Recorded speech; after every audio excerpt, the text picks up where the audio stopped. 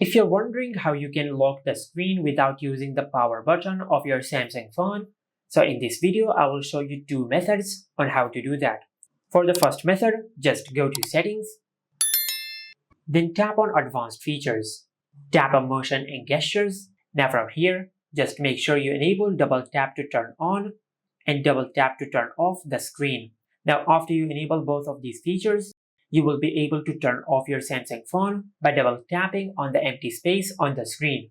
And you will be able to turn it back on by double tapping the screen, just like that. For the second method, just go to Settings and tap on Accessibility. Tap on Interaction and Dexterity, and from here just enable the toggle for Assistant menu. And after you do that, a small ball will appear on the screen. Now just tap on the Assistant menu, and from here you will find the option of Screen Off. Now if you tap on this button, you will turn off your Samsung phone without using the power button. Just like that. Now if you want to power off your Samsung phone without using the power button, you can do that by swiping down from the top right of the screen. And after you open the control center, just tap on the power icon.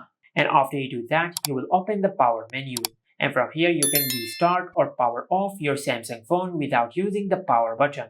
And this is how you can lock the screen without using the power button on any Samsung phone.